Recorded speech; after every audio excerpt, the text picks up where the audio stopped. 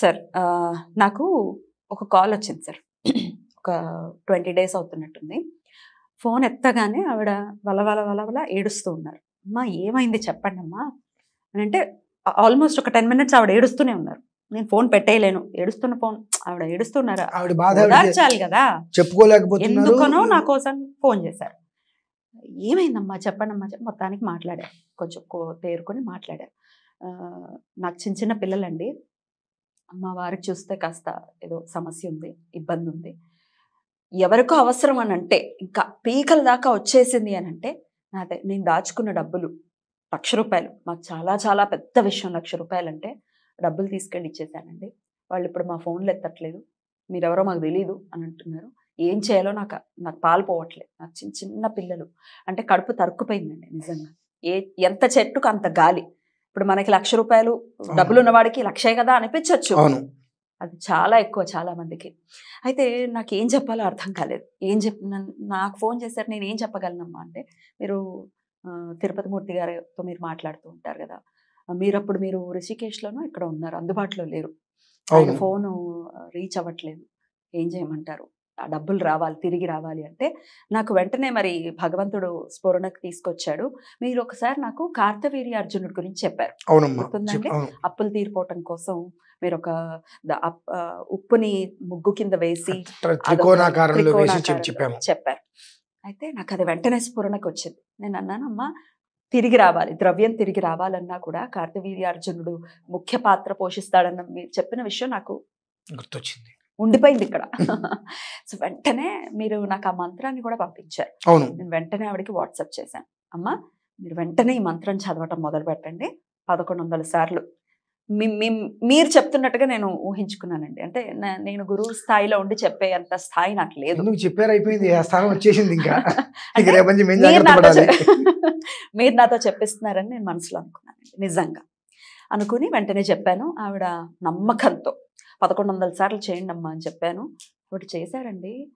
ఏం మెరాకిలోనండి, మర్నాడే ఫోన్ చేసి అమ్మా, మళ్ళీ ఆవిడ ఆనందంతో ఈసారి ఏడుస్తూ నాతో మాట్లాడిన మాటలు, అమ్మ నేను నమ్మి చేశానమ్మా, నాకు ఎవరైతే ఇవ్వాల్సిన పర్సన్ ఎవరైతే ఉన్నారో వాళ్ళు ఫోన్ చేశారు, మీ ద్రవ్యం మీకు ఇచ్చేస్తాను, మమ్మల్ని క్షమించండి అని ఫోన్ చేశారు. అనగానే నా కళ్ళమ్మడి నీళ్ళు, నిజంగానండి చాలా ఆనందంగా అనిపించింది. నిజంగా అంతటి మహిమాన్వితమైన మంత్రం అండి అది. ఒక్కసారి దాని గురించి మరొక్కసారి మాట్లాడుకుందాం. అంతటి మహిమాన్వితమైన మంత్రమా అని మీరు చివరిలో మళ్ళీ క్వశ్చన్ మార్క్ వేశారు. అంటే ఇప్పుడు ఈ క్వశ్చన్ నాది కాదు, నేను ఖచ్చితంగా నమ్ముతున్నాను. ఎందుకంటే ఇది ఆడియన్స్ క్వశ్చన్. ఇది ఇప్పుడు ఆవిడెవరో బాధపడుతూ అడగటం, మీరు చెప్పటం, ఆవిడ అనుసరించటం, ఆ ఫలితాన్ని వెంటనే మాటల రూపంలో పొందటం అంటే అదంత మహిమాన్వితమైనది. అంటే అంతకు మించి మహిమాన్వితమైనటువంటిది, సందేహమే లేదు. ప్రధానం. కార్తవీర్యార్జునో నామ రాజా బాహు సహస్రవాను తస్య స్మరణ మాత్రేన గతం నష్టం చ లభ్యతే. ముందు చేయనివదమ్మా, ఇది చేయనివదా? ఎంత కూర్చున్నప్పటికీ కూడా మనకి దృష్టి అంతా కూడా ఎక్కడ వెళ్తుందంటే, మనం ఒక 1,00,000 ఇచ్చాం, వడ్డీతో సహా మన డబ్బు మనకి రావాలని కోరుకుంటాం. వాళ్ళ సొమ్ము నీకెందుకు, నీ డబ్బు నీకు వస్తే చాలు, ధర్మం. అది నువ్వు కోరుకున్నావంటే నీ డబ్బు నీకు వస్తుంది, ఎక్సెస్ అమౌంట్ వస్తుంది, పై డబ్బు కూడా నీకు వస్తుంది. కానీ ఎప్పుడైతే నా వడ్డీతో సహా నాకు ఇంత రావాలి చెప్పి మనం చెప్పడానికి కూర్చుంటామో, అది చేయనివ్వదు. 400, 500 వరకు పర్లా, ఆ తర్వాత మంత్రం వెళ్ళనివ్వదు. నిద్ర వస్తుంది, మగత వస్తుంది, విసుగు వస్తుంది, చాలా చేసింది అనిపిస్తుంది. ఖచ్చితంగా అది నడవదు. ఎందుకంటే అందులో ధర్మం లేదు. ధర్మంగా అది ఆ రూపాయి నీదే, నువ్వు నష్టపోయావు అన్న రోజు నాడు మాత్రం కూర్చుంటే 1100 కదమ్మా, 5,000 వరకు కూడా అలానే కూర్చుంటే పని చేసేస్తావు. అవతల వ్యక్తికి అది దురదగుంటాకు పూస్తే ఎలా అయితే ఉంటుందమ్మా, అలా ఉంటుంది. వచ్చి ఖచ్చితంగా మనమే స్ఫురణకు వస్తాం. ఎవరు రారు అంటే ఎవరెవరి దగ్గర అయితే వాళ్ళు డబ్బు తీసుకొని వాళ్ళని ఇబ్బందులు పెడుతున్నారో వాళ్ళు మినహాయిస్తే కొత్తగా ఇంకెవరు గుర్తురారు, స్ఫురణకి రారు. వెంటనే ఖచ్చితంగా రావాలి, తప్పదు, సహజం. అలానే మీరు ఇప్పుడు ఇది ఎందుకు అడిగారు కానీ నేనే దీని గురించి చెప్దాం అనుకున్నా ఇవాళ. చెప్పండి సార్. గ్రహణం రోజు నాడు కార్తవీర్యార్జును గురించి చేసేటువంటి విధానము అమితమైనటువంటి శక్తి ఉంటుంది. అవునా? దాని గురించి నేను చెప్దామని అనుకున్నాను, మీరు అదే ఈశ్వరాజ్ఞ అడిగారు. మనకు గ్రహణం పూర్తయిపోయిన తర్వాతమ్మ ఆ రాత్రి మనకు భరణీ నక్షత్రం 4వ పాదం చివరి నుంచి కృత్తికా నక్షత్రం మొదటి పాదం 3 గంటల సమయం, రాత్రి సుమారుగా మనకు 9 గంటల నుంచి మొదలు పెట్టుకుంటే 11:30 12 గంటల సమయం వరకు ఇదే కార్తవీర్యార్జున స్వామి వారికి ఆ రోజు మనకు మంగళవారం కూడా అయింది. అవునండి. ఇదే కార్తవీర్యార్జున స్వామి వారికి త్రికోణాకారంగా గళ్ళుప్పుతోటి వేసుకొని ఇదే అర్చన కనుక చేసి ఆ 3 గంటల సేపు వాళ్ళు ఎంతైతే కనుక చేయగలుగుతారో అంతా ఖచ్చితంగా అక్కడ కూర్చొని కదలకుండా కనుక ఆ ఒక్క మహామంత్రం కార్తవీర్యార్జునో నామ రాజా బాహు సహస్రవాను తస్య స్మరణ మాత్రే నగతం నష్టం చ లభ్యతే అనేటువంటిది విధానాన్ని ఇక్కడ ఇంకొక విషయం అనవసరం. నేను చేయటం వల్ల నాకేదో వస్తుంది ఏమీ అనవసరం. నువ్వు చేయటం ప్రధానం. కర్మ ఆచరించడమే మన కర్తవ్యం. ఫలితం పరమేశ్వరాధీనం. ఫలితం పరమేశ్వరాధీనం. కర్మ మాత్రం ఆచరించను అంటే అది కుదరదు. ఆచరించినట్లయితే ఖచ్చితంగా పౌర్ణమి రోజు నాడు ఎవరైతే కనుక ఆ విధానాన్ని అనుసరిస్తారో అక్కడి నుంచి 15 రోజులు లెక్క వేసుకోమనండి. ఈ 15 రోజులు కనీసం రోజుకు ఒక 1100 చేయాలి. అమావాస్య వరకు, అమావాస్య రోజుతో సహా పౌర్ణమి రోజు నాడు ఎంత అయితే అంత, ఒక 5000 అయింది అనుకోండి అదృష్టమే, లేదు 3000 చేశారు మినిమం. అక్కడి నుంచి పౌర్ణమి వరకు, మళ్ళీ అమావాస్య వరకు, పౌర్ణమి నుంచి అమావాస్య వరకు రోజుకు ఒక 1100 తప్పున ఉదయము లేదా సాయంత్రం టైంలో ఇక ముగ్గు అవన్నీ వేయక్కర్లేదు, చేసుకుంటూ వెళ్ళమనండి. వాళ్ళకి ఎంత రావాలి, ఎట్నుంచి రావాలి, ధర్మ విధానాన్ని అనుసరించి ఏదైతే వాళ్ళకి రావాల్సింది ఉన్నదో అంతయు రావడమే కాకుండా దానికి ధర్మ వడ్డీతో సహా వస్తుందమ్మా, అది ఖచ్చితం. అయితే ఇందులో ఒకటి మనం గమనించాలి. మీ దగ్గర నేను 1,00,000 రూపాయలు తీసుకున్నా, నేను 1,00,000 మీకు ఇచ్చా. ఆ 1,00,000కి మీరు 10,000 20,000 వడ్డీ ఆశించారు, నేను ఇవ్వలా. కానీ మీకు ఆ 10,000 20,000 వేరే విధంగా వస్తాయి, నా నుంచి రావు.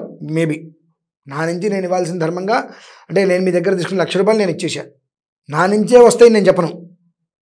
మీకు మాత్రం మిగిలిన 20,000 రూపాయలు వడ్డీ ఏదైతే ఉన్నదో ఆ వడ్డీ మీకు వేరే విధంగా అయితే వస్తుంది. మీరు ఏదో వ్యాపారం చేస్తున్నారు, అనుకోకుండా ఆ వ్యాపారంలో రూపాయి వస్తూ 10 రూపాయలు కొనుక్కు వెళ్ళటం, రూపాయిది మీరు 2 రూపాయలకు 3 రూపాయలకు అమ్ముకుంటారు, ఎలా అయినా వస్తుంది. ఆ 10 రూపాయలు అనుకోకుండా అవతల వ్యక్తికి అవసరమై 10 రూపాయలు కొనుక్కోవటం అంటే 7 రూపాయలు మీకు లాభం వచ్చినట్టేగా. లేదా అవతల వ్యక్తి 10 రూపాయలు వస్తూ 2 రూపాయలకు అమ్ముకుంటే అది మీరు కొనుక్కోవటం. ఏదో ఒక రకంగా ఆ ఒక్క విధానాన్ని మాత్రం భగవంతుడు ఖచ్చితంగా పూరిస్తాడు. ఆ తర్వాత ఎప్పుడో నా నుంచి అవి కూడా మీకు వస్తాయి. అంటే ఏమిటంటే మనం కర్మని అనుసరించాలి మినహాయిస్తే కర్మ ఒక్క విధానాన్ని ఫలితాన్ని ఆశించకుండా ఎప్పుడైతే మనం చేస్తామో అది ఖచ్చితంగా నెరవేరుతుంది. అందులో ఎలాంటి సందేహము లేదు. నేను చూసా కామెంట్స్లో కొన్ని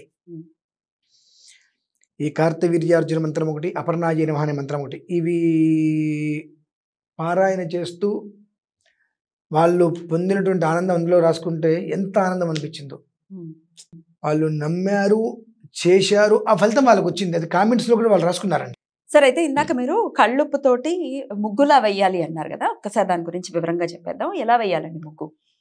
త్రికోణాకారం అండి. త్రికోణాకారం, ట్రయాంగిల్. త్రికోణాకారం ట్రయాంగిల్గా వేసి 3 వైపులా కార్తవీర్యార్జునాయ నమః అని చెప్పి రాసుకోవాలి. లాస్ట్ టైం చెప్పాము చక్కగా తీసుకెళ్ళే వీడియోని.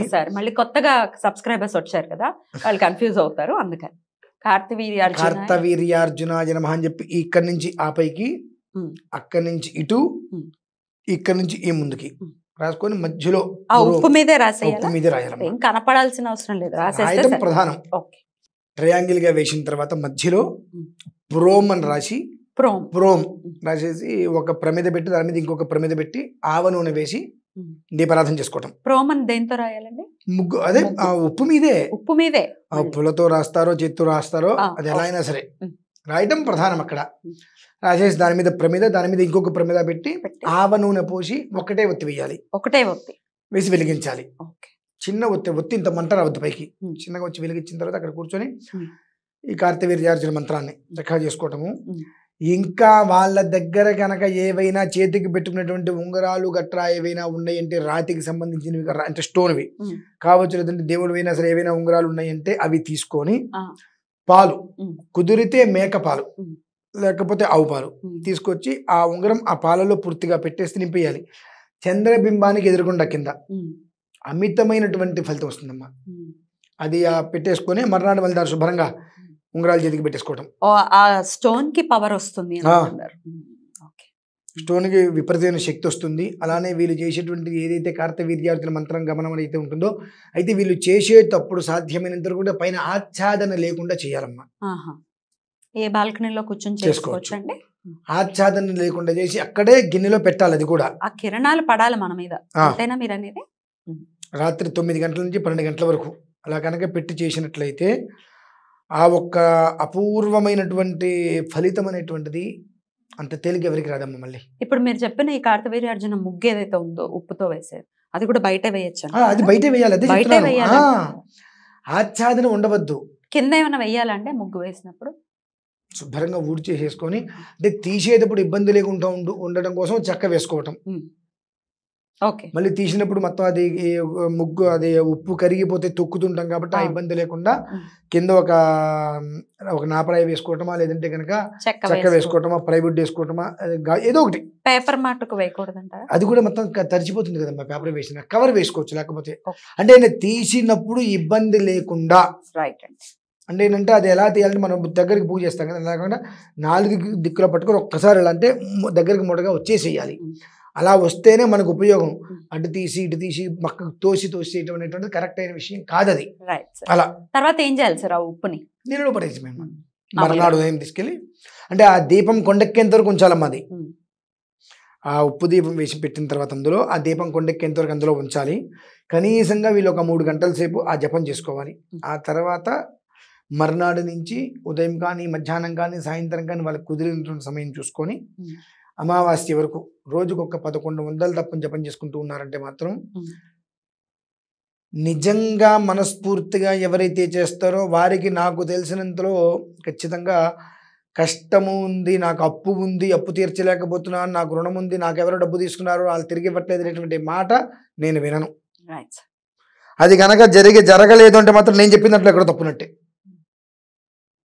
అది జరగకుండా ఉండదండి. ఉంటుందండి. నేను ఎందువల్లంటే మనస్ఫూర్తిగా చేయకపోతే చెయ్యరు. ఆయన చెప్పింది తప్పంటారు కాబట్టి ముందు నేనే అంటున్నా. చెయ్యరమ్మా, ఖచ్చితంగా చేయరు. 15 రోజులు పడండి ఎవరు చేస్తారులే, ఏదో చేర్చలే, సగం వ్యవహారం చేస్తారు. పనులు కావు పెట్టవు.